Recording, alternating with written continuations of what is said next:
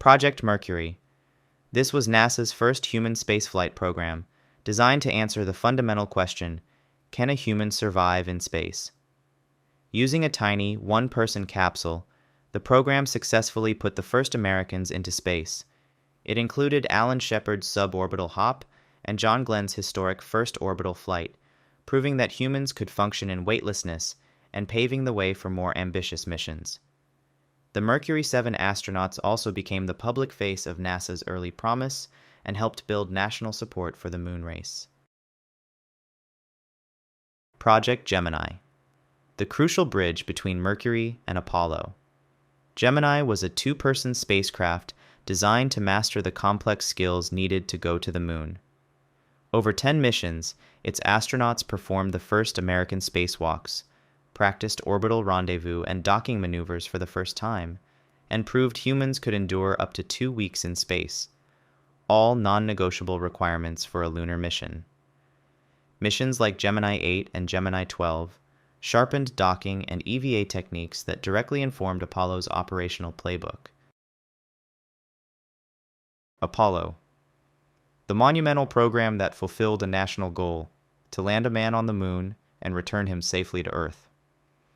Powered by the colossal Saturn V rocket, the Apollo program was a masterpiece of engineering and human courage. From the tragedy of Apollo 1 to the triumph of Apollo 11's first steps, and the near disaster of Apollo 13, it remains the pinnacle of human exploration. Apollo also returned an unprecedented trove of lunar samples and data that reshaped modern planetary science. Skylab, America's first space station. Built from a converted third stage of a Saturn V rocket, Skylab was a massive orbital workshop. It hosted 3 crews in 1973 and 1974, who set new records for long-duration spaceflight while conducting a wide range of solar astronomy, medical, and Earth observation experiments. It was the first time Americans learned to truly live and work in space for extended periods. The first crew's dramatic on-orbit repairs after launch damage proved that complex, improvised space maintenance was possible. Apollo-Soyuz Test Project, the mission that ended the space race.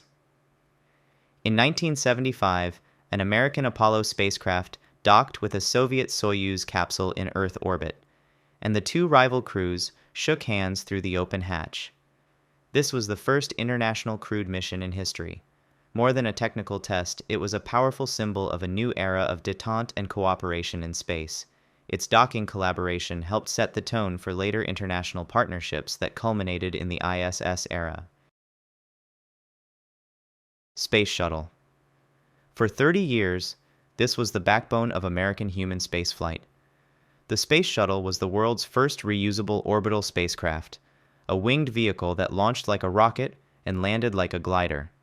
The 5-orbiter fleet deployed and repaired satellites like Hubble, performed cutting-edge science in its Spacelab module, and was the primary construction vehicle for the International Space Station.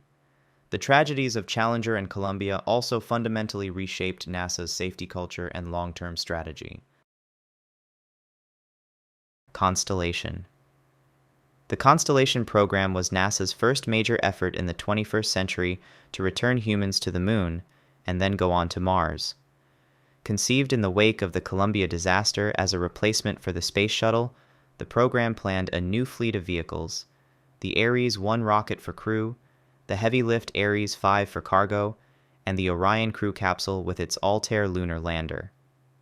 The program was ultimately canceled in 2010 due to being over budget and behind schedule, but its legacy survives in the Orion capsule, which was adapted to become the centerpiece of the Artemis program. Constellation also influenced later debates about heavy-lift design choices that shaped the path to SLS. ISS, the largest and most complex machine ever built in space. As the lead partner in a global collaboration, NASA's role was to coordinate and build this football field-sized orbiting laboratory. It has been continuously inhabited by multinational crews since 2000, serving as humanity's outpost for long-duration microgravity research and a testbed for technologies needed to go to Mars. The U.S. segment continues to host thousands of experiments spanning medicine, materials, robotics, and commercial research. CRS. This program represents the crucial first step in commercializing space logistics. Beginning with a development phase called COTS, NASA acted as a customer, funding private companies like SpaceX and Orbital Sciences to create new rockets and robotic cargo capsules. The goal was to establish a reliable and cost-effective way to deliver supplies to the International Space Station after the Space Shuttle's retirement. The program has been a resounding success, with SpaceX's Dragon and Northrop Grumman's Cygnus becoming the station's lifeline, and it proved the public-private partnership model that made the Commercial Crew program possible. Follow-on cargo contracts expanded provider options and helped ensure long-term supply resilience for the ISS. Commercial Crew. A revolutionary shift in how NASA operates. Instead of owning and operating its own vehicles, NASA now acts as a customer, paying private companies, namely SpaceX and Boeing, to provide transport services for astronauts to and from the ISS. The program successfully ended America's sole reliance on the Russian Soyuz for crew access to the ISS and opened up a new commercial economy in low Earth orbit. The two-provider approach is meant to preserve redundancy and keep U.S. crew access secure even if one system faces delays. Artemis, the successor to Apollo. Artemis is NASA's program to return humans to the moon in a sustainable way, this time with the goal of establishing a long-term presence. Using the powerful SLS rocket and the Orion capsule, the program aims to establish a long-term human presence on the moon, test technologies needed for Mars, and build the Lunar Gateway, an outpost orbiting the moon. The program is also designed to create a repeatable lunar logistics system rather than a single short burst of exploration. CLPS. CLPS extends the successful commercial model to the moon in direct support of the Artemis program. Under this initiative, NASA is not building its own robotic landers, but is instead buying rides on a variety of landers built and operated by different private companies. The goal is to rapidly and affordably deliver dozens of NASA science instruments and technology demonstrations to the lunar surface. These missions act as robotic scouts, gathering crucial data on landing sites and resources ahead of and alongside the crewed Artemis missions. Over time, CLPS is intended to build a steady cadence of smaller lunar deliveries that complements larger NASA-led missions. Ranger. The first American missions to reach the moon. The Ranger probes were essentially kamikaze missions, designed to take as many close-up pictures as possible in the final minutes before they crashed into the lunar surface. After many early failures, the later missions were a success, providing the first detailed images of the moon and helping planners select sites for Apollo. Ranger 7, 8, and 9 alone returned thousands of high-resolution images that dramatically improved lunar mapping. Surveyor. The essential reconnaissance for Apollo. This program of robotic soft landers proved that the lunar surface was solid enough to support the weight of a heavy lander. The Surveyor probes touched down safely, took panoramic pictures of their surroundings, and used robotic arms to test the soil, providing the final engineering confidence needed to send the Apollo lunar module. Surveyor 3 was even visited by Apollo 12 astronauts, creating a rare direct link between robotic scouting and human exploration. Mariner. The series of probes that gave humanity its first close-up look at the inner planets.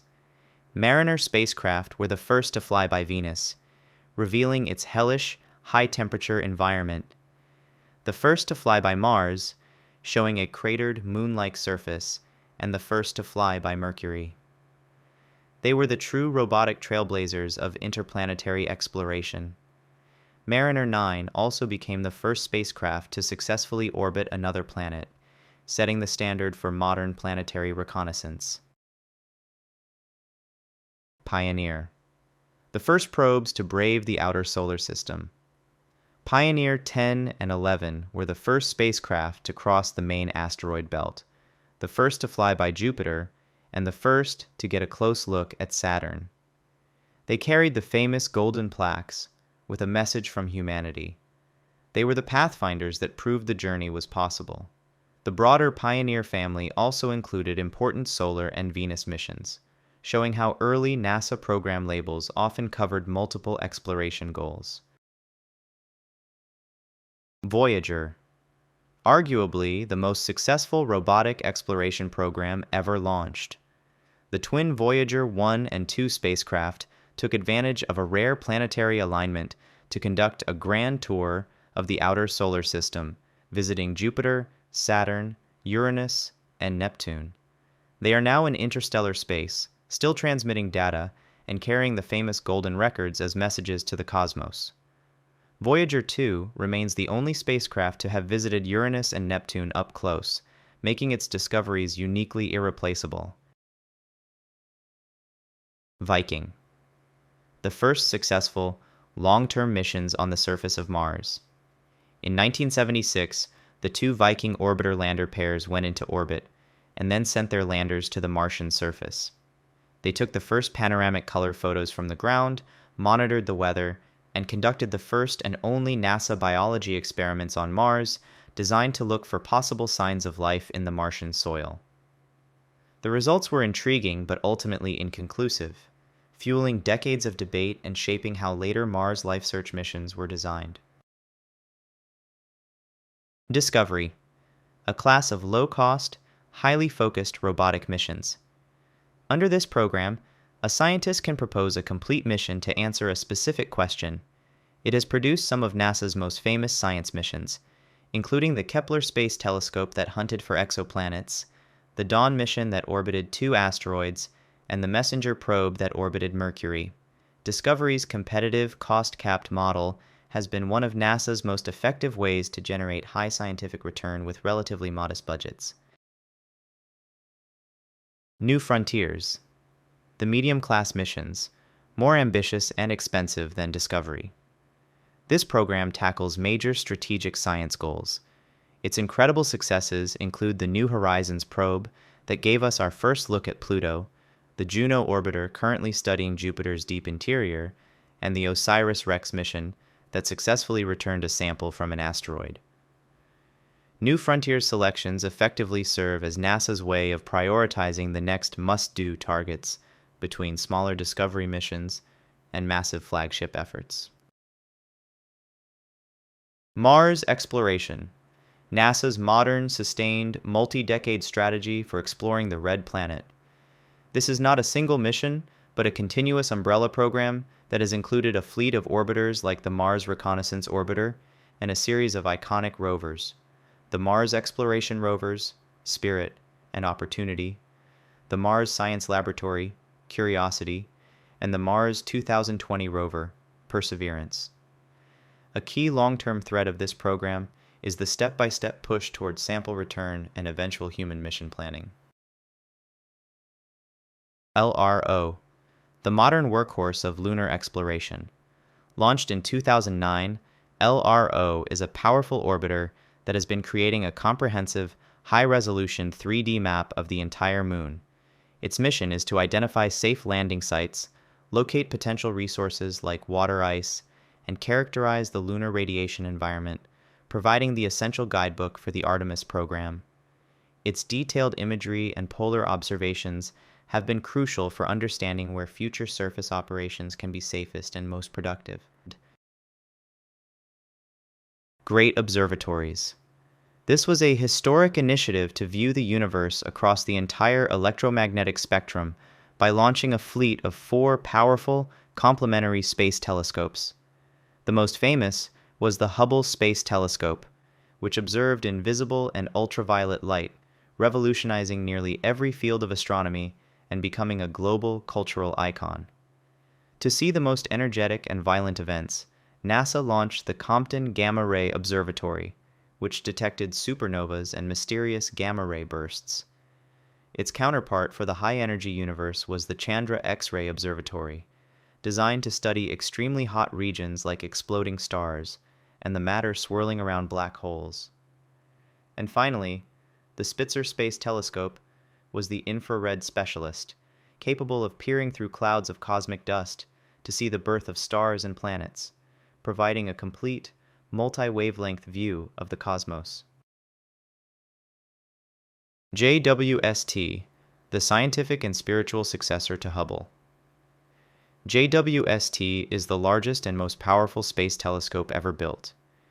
It is an infrared observatory, designed to see the very first stars and galaxies that formed after the Big Bang, study the formation of planetary systems, and analyze the atmospheres of distant exoplanets. Built in partnership with ESA and CSA, Webb also represents one of the most complex and internationally integrated science missions ever attempted. Roman Space Telescope, the next great observatory. Roman is a wide-field infrared telescope with a field of view 100 times larger than Hubble's. It is designed to tackle the biggest mysteries in cosmology, including the nature of dark energy and dark matter, and it will conduct massive surveys to find thousands of new exoplanets. Its technology demonstrations and survey speed are meant to complement Webb by trading ultra-deep detail for enormous statistical discovery power. Landsat. A joint program with the U.S. Geological Survey, Landsat is the longest-running enterprise for acquisition of imagery of Earth from space. Since 1972, the series of Landsat satellites has provided a continuous, unbroken record of our planet's land surfaces, allowing scientists to track deforestation, urbanization, glacial retreat, and agricultural changes over decades. Its long, consistent data record is one of the most valuable tools on Earth for comparing environmental change across generations. EOS, a coordinated fleet of flagship satellites designed to study the Earth as a complete, complex system. The program's key satellites, Terra, Aqua, and Aura, work together to monitor the planet's land, oceans, atmosphere, and life, providing foundational long-term datasets for understanding climate and environmental change. EOS also helped establish the modern model of combining multiple instruments and satellites into integrated climate and Earth system monitoring. Thanks for watching. Which NASA program from this list do you think had the biggest impact on space exploration? Let me know your thoughts in the comments. Also, please remember to like and subscribe if you enjoyed this video.